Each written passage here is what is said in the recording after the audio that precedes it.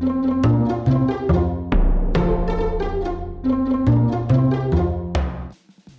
chào tất cả các bạn, chào mừng các bạn quay trở lại với channel Easy Frontend và mình là Hậu.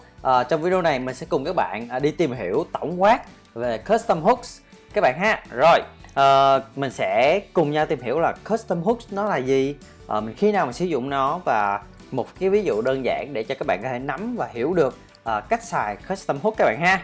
Rồi, bây giờ mình sẽ bắt đầu thôi. Ok, thì đầu tiên là mình sẽ cần tìm hiểu là Custom Hooks nó là gì. Ok, thì như các bạn đã biết là một vài cái hooks mà các bạn đã biết ở hàng React, đó là use state nè, use effect nè, use callback, use ref và vân vân. Thì đó là những cái hooks mà hàng React nó đã định nghĩa sẵn, được chưa? Tuy nhiên nó cũng cho phép mình định nghĩa ra, tự định nghĩa ra một cái hook cho riêng mình. Thì những cái hook mà các bạn tự định nghĩa lấy thì đó là một cái custom hook. Được chưa? Thì về cơ bản á, một cái custom hook á, thì nó cũng là một cái function thôi, nhưng mà nó hơi đặc biệt tí. Đặc biệt ở điểm gì? Nó có thể sử dụng được những cái hooks khác. Những cái hook khác là nó có thể là React hooks hoặc là nó có thể là những cái custom hooks khác. Được chưa? Thì cái đó là một cái custom hook ha. Custom hook có thể sử dụng những cái hook khác. Rồi, thì nếu như nó là một function thì nó cũng có input và output. Input là gì, output là gì là do bạn quyết định, được chưa? Rồi, thì cách đặt tên hàm, cách đặt tên gọi là custom hook á. Rồi, thì thật chất là nó cũng một cái hàm. Thì cách đặt tên này các bạn sẽ bắt đầu bằng chữ use, được chưa? Thì các bạn thấy là use state, use effect. Thì những cái của bạn thì bạn muốn use gì cũng được, có thể là use clock, use click outside, use query, use something ha, use cái gì cũng được. Ok không? Được chưa nào? Ok ha. Rồi, các bạn nhớ là phải gì, cái phần này rất là quan trọng nha, phải bắt đầu bằng chữ use nha các bạn. Bởi vì hàng React á, nó sẽ dựa vào cái tên hàm này để nó check cái việc là những cái rule của cái hooks các bạn ha. Cho nên là nhớ với mình là phải đặt tên đúng nha. Rồi, thì mình có một cái ví dụ như về cái hook ở đây ha. Ví dụ thằng use magic color, được chưa? Nó có sử dụng use state này, sử dụng use effect này, y như một cái functional component mà sử dụng với những cái hooks gì các bạn ha. Cái y chang thôi. Nhưng mà điểm khác biệt là gì các bạn?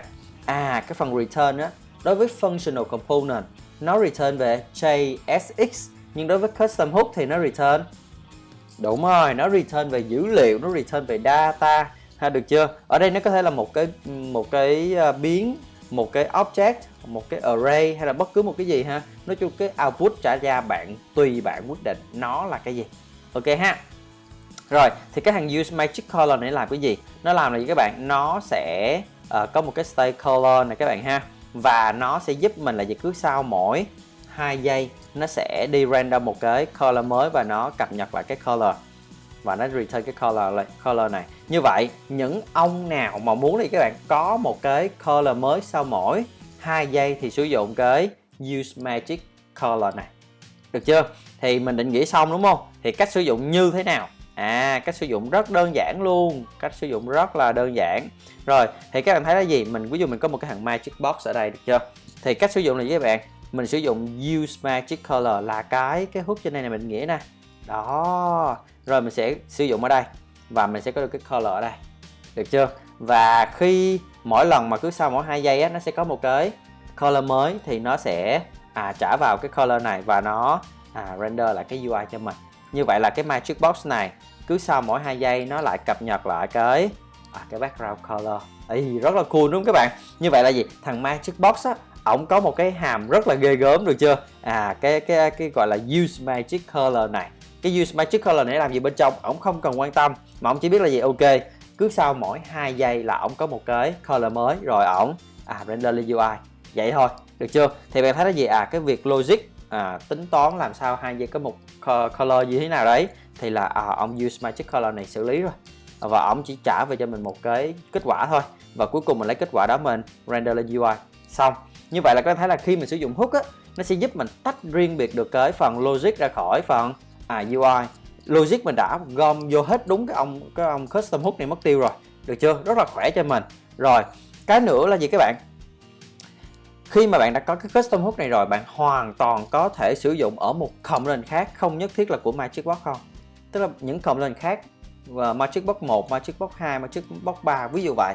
thì những component khác đều có thể tái sử dụng lại cái hook mình viết, miễn là thằng nào có nhu cầu là gì, lấy cái color sau mỗi 2 giây, cứ 2 giây nữa là có một color mới, 2 giây là có color mới, là nó cứ sử dụng cái hook này là ok. Đấy, nó rất là đẹp ha các bạn ha, rất là hay, rất là cool luôn, rất là cool, rất là hay cho cái phần custom hook này, được chưa các bạn ha.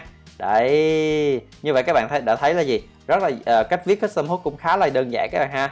Nó cũng là một cái hàm, nó cũng xài được những cái hook ha, rồi nó return về dữ liệu, sau đó là mình sử dụng trong cái functional component á, thì mình sử dụng đơn giản luôn ha, cứ gọi nó ra rồi trả về kết quả, do mình return color ở đây nè ha. Đấy, thì sau đó mình sử dụng lên UI là xong rồi. Ta-da, rất là dễ các bạn ha. Rồi, thì đây là cái trường hợp đầu tiên. Trường hợp thứ hai mình sẽ lấy theo cái bài tập mà mình đã code với các bạn, là cái clock này, được chưa? Để cho các bạn thấy một cái trường hợp khác sử dụng cái custom hook ha. Ở đây mình sẽ đặt nó là gọi là use clock. Cái trường hợp là gì? Mình muốn làm ra hai cái clock. Về logic các bạn thấy là y chang nhau đúng không? Ông này với ông này logic y chang nhau, nó đều trả về một cái time string rồi mình render lên UI. Tuy nhiên nó khác là ở chỗ UI, mỗi ông render một kiểu. Nhưng mà logic thì nó lại giống nhau, như vậy chúng ta sẽ nghĩ ngay tới custom hook. Như vậy chúng ta sẽ đặt ra một cái gọi là use clock. Cái ông use clock này ông sẽ giúp mình tách cái phần logic ra. Sau đó là gì các bạn? Chúng ta sẽ sử dụng trong cái clock đầu tiên và clock thứ hai, được chưa? Rồi chúng ta sẽ cùng xem chúng ta làm như thế nào nhé. Đầu tiên chúng ta sẽ coi cái code hiện tại trước, là cái component clock trước khi chúng ta chưa tách nha. Thì có thể thấy là ok, đầu tiên là cái phần này là cái phần logic nè, cái phần này là phần render UI này. Rõ ràng các bạn thấy là gì? Cái phần render UI nó chỉ quan tâm là cái time string thôi. Còn cái việc mà logic này viết như thế nào nó không quan trọng lắm, được chưa? Bạn có thể tách nó ra đi đâu cũng được. Như vậy mà chúng ta sẽ tách cái phần logic này ra thành một cái custom hook là use clock, được chưa? Và để chúng ta sẽ trả về cái thằng time string thôi. Ok ha. Rồi như vậy để làm được một cái custom hook có cách làm rất đơn giản. Bạn copy y chang khúc nguyên cái đống này luôn qua một cái function mới, được chưa? Đổi tên nó lại, ta ra gọi là use clock, được chưa? Bạn sẽ làm hai thứ nhất là đổi tên thành use clock, được chưa? Thứ hai bạn sẽ đổi là chỗ return. Bạn thấy là gì, nó khi mà chuyển sang custom hook nó y chang luôn, nó chỉ khác chỗ return thôi. Thì thay vì ở trên component á bạn return JSX đúng không, thì ở dưới custom hook bạn sẽ return về dữ liệu. Như vậy ở đây ví dụ mình nói là ok, hồi nãy mình return cái chuỗi rồi, bây giờ mình giả bộ mình return cái khác đi ha. Mình return một cái object, trong đó nó có một cái key là time string. Rồi như vậy nó, bạn thấy không, phần logic trên này mình không đổi gì cả, y chang, mình đem y chang code hiện tại của mình đi qua bên này, được chưa? Qua cái use clock này, chỉ đổi là chỗ return này thôi. Thì mình sẽ return cái time string, tại vì cái thằng component UI á nó cần cái thông tin của thằng time string này, được chưa? Rồi có những bạn mà mới xem video này mà không hiểu tại sao cái time string này nó ở đâu ra, bạn coi giùm mình video lần trước ha. Cái code mà mình có đồng hồ điện tử mình đã giải thích rất là kỹ rồi, được chưa? Rồi bây giờ mình sử dụng nè, bây giờ mình đã định nghĩa xong một custom hook rồi đúng không? Bây giờ mình sẽ xài này các bạn nè. Đây, như vậy ha, mình sử dụng thằng clock và mình có thằng better clock. Hai thằng này đều sử dụng cái hook là use clock, là nó đều nhận ra một cái object có cái key là time string. Dưới ông này cũng vậy, được chưa? Và chúng ta chỉ cần việc render lên UI xong. Ta-da! Rất là dễ các bạn ha. Các bạn thấy là gì? Ok, đối với thằng này là clock, thằng này là better clock thì nó render UI khác nhau các bạn ha. Tuy nhiên dữ liệu về logic tính toán cái phần time string này nó giống nhau, cho nên là mình có thể tách nó ra thành một cái custom hook use clock.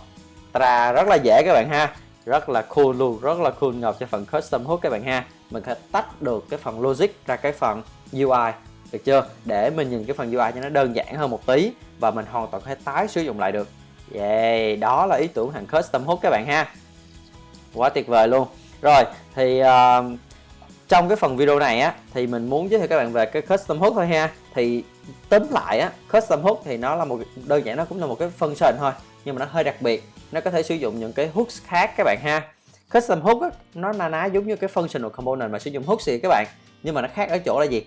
Thằng component á thì nó return JSX, còn thằng custom hook thì nó return đúng rồi, chính là dữ liệu các bạn ha.